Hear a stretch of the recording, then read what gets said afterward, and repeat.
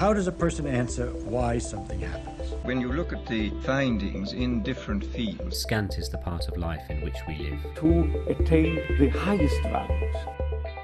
Yeah. It's also amazing when, like just I think reading, I think I always say to the coaches, you're going to be the same person you are in 5 years' time, except for the people that you meet in the books that you read. And the thing about reading is you can be wrestling with a problem in your head, and how many times do you then pick up something and read it, and that thing solves the problem, and it might not even related to what you're thinking about, but it's just because you have a frame in your head about something you're wrestling with, and then something you read ignites, unlocks the sort of the deadlock. And I think if you're not reading, you miss that opportunity to actually to find that key to unlock it. What I mean? Yeah, that's such a great point, because it's actually uncanny how often that happens, which means it almost doesn't matter what book you choose. Doesn't matter. It's that's such a key thing as well. It's be selective for sure, but whatever you're doing is you're learning, and it could, like you said, it could be completely unrelated, but suddenly the penny drops. And things make sense. It's funny also when you look back on books, not to give a whole look as if I'm a great literary critic, but it's funny when you look at some books you enjoy, like you think about 5 years ago, geez, I really enjoyed that book, and then you think about it now, you say, I'm not, like, it's, you sort of moved from that point. Now that book's not really talking to the challenges that you're having anymore, and so that just shows, I guess, how what you're reading plugs into your journey and where you are, what you're thinking about, what you're thinking about, and helps you grow. So how much of that changes your, like, when you're preparing for a season, and you obviously put a lot of that preparation up front, how the season you think it's going to go. Obviously it never goes according to plan, and you're always having to adapt.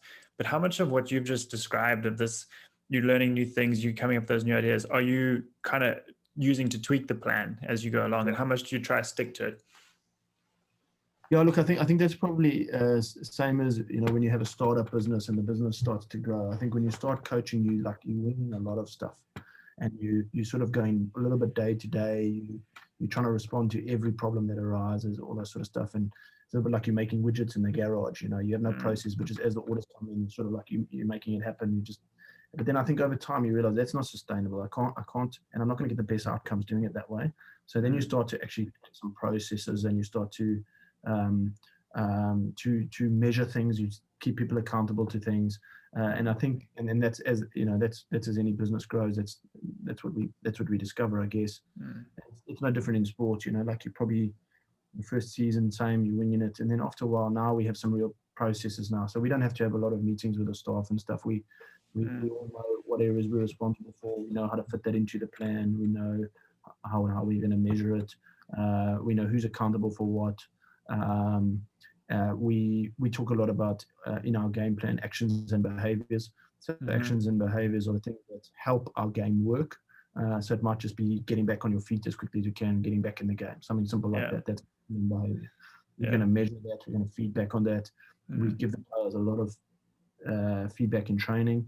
We're going to make sure that they're super accountable to that. Everybody in the room can say it was right or wrong if it didn't happen. And we know we're going to get an outcome. It's a predictable outcome. So you go from a team that performances are variable because sometimes the guys are feeling great and they're on, and sometimes they're just a bit flat, to actually a team that can perform at quite a high level consistently because your actions and behaviors are predictable. They're measurable. Guys are getting feedback on them. You know what you're going to get. You know who can do them, who can't do them, and you get like a more consistent outcome, I guess. Feedback loop. What kind of a role does self-reflection play for you, your team, and the players? I think one of the simple things I try to do there is just to model that as much as I can too. Like we might cook up the hotel we stay in, or the flight we took, or whatever. We play in a tough comp because up until recently, before COVID, we played games in New Zealand, South Africa, Argentina, Japan. And here, so there's a lot of travel, and that's a big part of the season, because if you get that stuff wrong, it can have an impact on your performances big time. So Yeah. things like that, like if we go on tour and we didn't go to a restaurant that we wanted or whatever, it was no good. Just standing up in front of the team saying, no, we got that wrong, or the kicking plan that we used for the game, we fucked that up. Sorry, boys, that's on. Yeah. Because you can also say, like, it's okay, like, as long as you didn't make an effort error, you Yeah. made a skill error, experience error, that's okay, but don't make an effort error. Yeah. You just try to model that, because then the other people hopefully start to say it's actually okay if I also do the same. When I make a mistake, I own it, which is the start of humility, to say you didn't make a cock up, and then you can start to fix it. Yeah. Yeah, so this is fascinating. So let's talk about your training philosophy a little bit here as well, because so much of what this podcast is about, what we've talked about, is you're applying in your team and with your players. And so, one of the things they talk about in practice, like this idea of deliberate practice, is feedback. And so you've talked about that, how you give players that feedback, and individual, one-on-one, and as a group. The other big one is getting them out of their comfort zone. Right, which obviously on match day is something that's going to happen naturally, and traveling and all that. But how do you try and get people out of their comfort zone in practice? Yeah, look, I mean, we got a simple idea around our training, which is that we train for quite short, sharp sessions, but they're super intense. They'll be more intense than the game. So we want to train hard, fight easy, basically.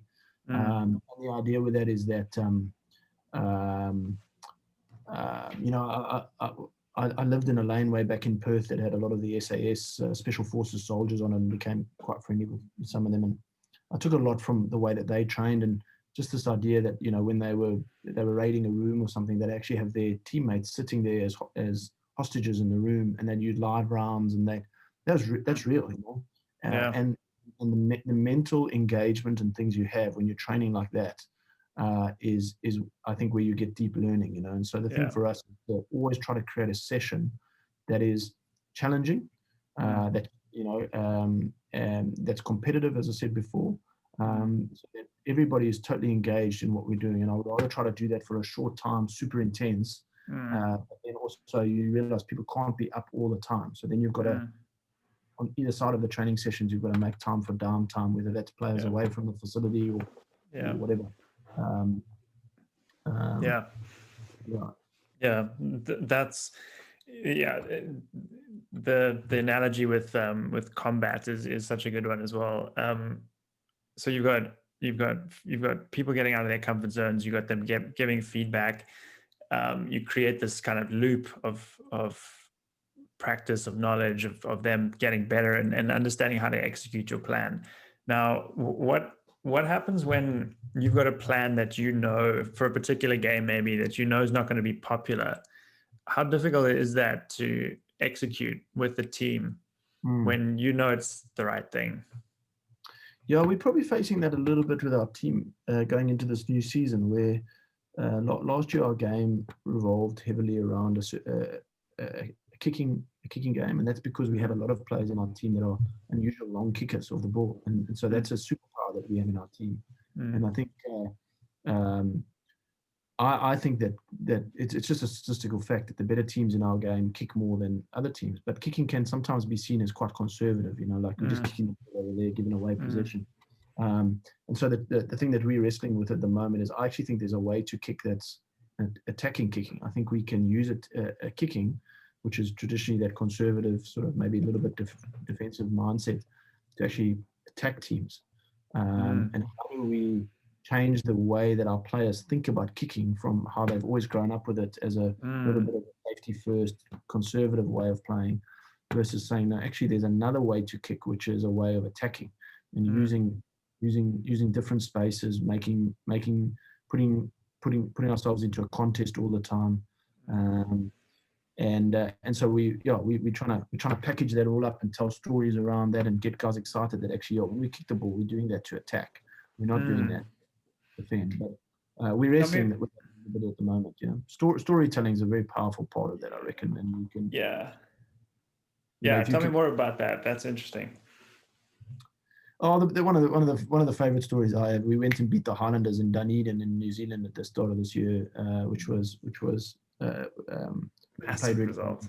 Yeah, great result for us. They're a good side, and they've got a part of their stadium behind the poles is called the zoo, and it's because the students from Otago University fill that area up, and this was during O week, the orientation week of the university. So, these guys had been on the drink probably from about 9 in the morning, so they'd been Yeah. 2 hours by the time the game starts. So there's a reason it's called the zoo, and then they make you warm up right in front of the zoo. So you've got there's 10,000, 15,000 students in front of you, just absolutely going ballistic. Yeah. And so we just decided, look, we know this is coming, right? So like, how are we gonna turn this into a positive? And so what we did is we talked about the difference between a zoo tiger and a jungle tiger. And the zoo tiger is that passive tiger that sits there, gets fed 3 times a day, gets poked with it, doesn't really react. But that tiger doesn't survive for 2 minutes in the jungle with a real jungle tiger. Yeah. The jungle tiger is aggressive. He's gonna chase you. He's gonna fight for everything. We spoke about the zoo, thinking that they've got a certain type of tiger, but we have different tigers coming in. So the whole jungle tiger. It was a simple idea, but it was just about the energy of the team and the energy of and that sort of stuff. And we played well. And I think when the zoo was starting to fire up, instead of that being a negative for us in the game, I think our players were quite enjoying that, because they were seeing that we grounded, and they were thinking of it as a positive. And it became a bit of a joke in the team after that as well, which was quite good. That's such a great story. And sort of like what you were saying about just keeping things simple, right? It was just that one. So it's just a simple reframing of something that's very intimidating for opposing teams traditionally. Yeah. Sometimes you get it wrong too. Sometimes you come with a story and then the players are like, you show your age, like. Get back to the drawing board there. Yeah, that's right. No, that definitely happened. This idea of psychology and reframing, and that, how much individual one-on-one time do you spend with players actually, and as a group, on the mental side of the game versus like the physical and the fitness and the tactics and those sort of things? So we've got we had a full-time mental skills coach with us last season. He's full-time with and so that's his primary role. Obviously, all the assistant coaches and probably the senior players and stuff contribute to all of that. It's not one guy's job, but we definitely want to invest more time in that. We actually moved away from that. We still have access to a guy that we use, and the Players Association fund part of his work. But then we actually asked the players to fund a little bit of it too. And we found that because they actually pay for it, their application to it and their buy-in to it is better. It's optional. They don't have to do it. But if they do, they have to make a contribution financially towards it. And we've just found that's a way of them saying, listen, don't just do this because it's there and it's box ticking sort of thing. You're paying for it. And now you need to extract some value from it. And that's actually a really healthy relationship. And now we actually do the same. We get a lot of, I invite a lot of, I found that for me, we learn a lot more when we invite coaches into our environment. There's no point in me going to visit Jurgen Klopp or something like that at Liverpool or something. Totally different cultural environment that he's got, different financial resources that he has, all that. So I would rather he come to my environment and then see what it is and then be able to say, listen, have a think about this or have a think about that. It's one of the things I always do is I also tend to pay for those people to come over. We had Gary Kirsten come over. He's the So I was sitting at my house having pizzas with Gary Kirsten, which was a pretty surreal moment. That's amazing. Great guy though. I mean, he brought himself here. I think he actually paid for his flights to come, which was unreal. Amazing. And for those listening and watching, Gary Kirsten is a South African cricket coach and Indian World Cup winning cricket coach of the Indian World Cup team. So highly sports coaches in the world, I think. That's amazing.